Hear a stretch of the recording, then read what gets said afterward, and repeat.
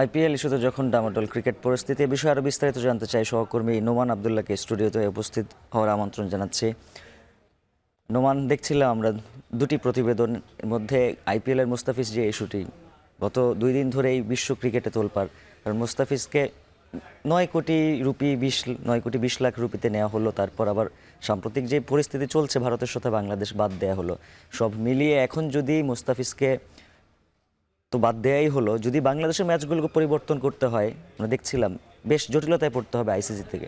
এখন সব মিলে কি মনে হয় বাংলাদেশ যে যাবে এখানে অনুষ্ঠান যে ক্রিকেট যে শুরু হচ্ছে আগামী মাস থেকে, সব মিলে কি পরিস্থিতিতে পড়তে যাচ্ছে? উজ্জ্বল, বাংলাদেশ ক্রিকেট বোর্ড তো সাফ জানিয়েই দিয়েছে গতকাল যে বাংলাদেশ ভারতে ট্রাভেল করতে চায় না, তারা শ্রীলঙ্কায় যেতে চায়। এবং গতকাল থেকে আমাদের বিসিবির যে বোর্ড কর্তারা আছেন তাদের সঙ্গে আমাদের কথা হচ্ছিল বারবারই। তারা সবাই বলছিলেন যে তারা নিজেরাও নীতিগতভাবে একমত ছিলেন, বোর্ড পরিচালকরাও নীতিগতভাবে একমত ছিলেন যে তারা ভারতে যাবেন না।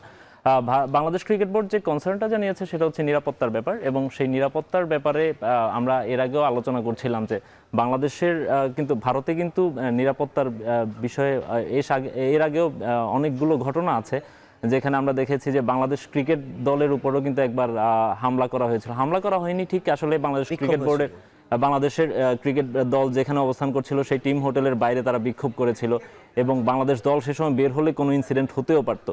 আমরা গত বছরও দেখেছি যে এই কয়েক মাস 2-3 মাস আগেই ভারতে যে নারী বিশ্বকাপ হলো সেখানে অস্ট্রেলিয়ান 2 জন ক্রিকেটারের উপর হচ্ছে একজন ভারতীয় চড়াও হয়েছিল, হ্যারাসমেন্টের ঘটনা ঘটেছিল, তাকে গ্রেফতারও করা হয়েছিল, এবং সেই অস্ট্রেলিয়ান 2 জন ক্রিকেটার বিসিসিআইকে সরাসরি হচ্ছে এই বিষয়ে অভিযোগ জানিয়েছিল।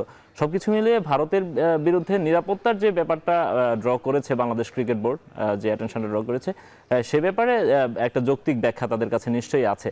এখন বাংলাদেশ যে দাবি জানিয়েছে, বাংলাদেশ এখান থেকে সরে যেতে চায়, বাংলাদেশ তাদের ম্যাচ ভেন্যুগুলো সরিয়ে নিতে চায়।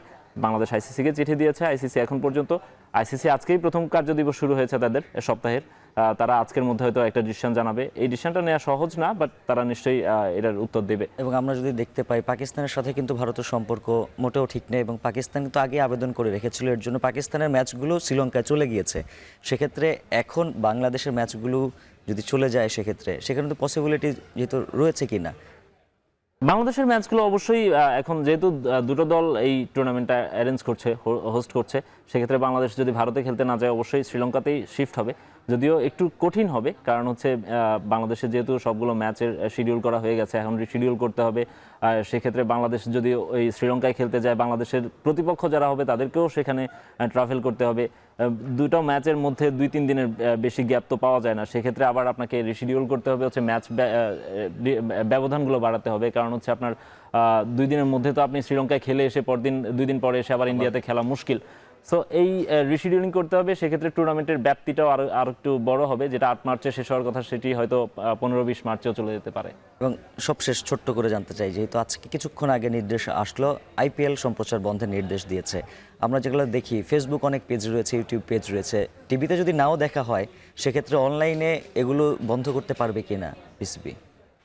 দেখুন উজ্জ্বল, বাংলাদেশ সরকারের যেটা করার দরকার সেটা তারা করেছে। বাংলাদেশ সরাসরি সম্প্রচারের নির্দেশনা তারা সরাসরি সম্প্রচার বন্ধের নির্দেশনা তারা দিয়েছেন, এবং নিশ্চয়ই বাংলাদেশ সরকার এটাও চেষ্টা করবেন যে অন্যান্য যে মাধ্যমগুলো আছে সেখানে যেন আইপিএলটা খেলা দেখা না হয়। দেখুন, বাংলাদেশ সরকার এটাকে নিয়েছে একটা মানসম্মানের ব্যাপার হিসেবে, প্রেস্টিজিয়াস ইস্যু। কিন্তু বাংলাদেশের একটা ক্রিকেটারকে তারা এত চড়া দামে নিল এবং তিনি সেটা ডিজার্ভ করেন, তাকে নেয়ার পরে কোনো ধরনের যৌক্তিক কারণ ছাড়াই তাকে বাদ দিয়েছে, উইদাউট এনি নোটিফিকেশন, এবং হচ্ছে তার কোনো যৌক্তিক ব্যাখ্যা তারা দেখাতে পারেনি, এবং সরকারি সরাসরি হস্তক্ষেপে তাকে বাদ দেওয়া হয়েছে।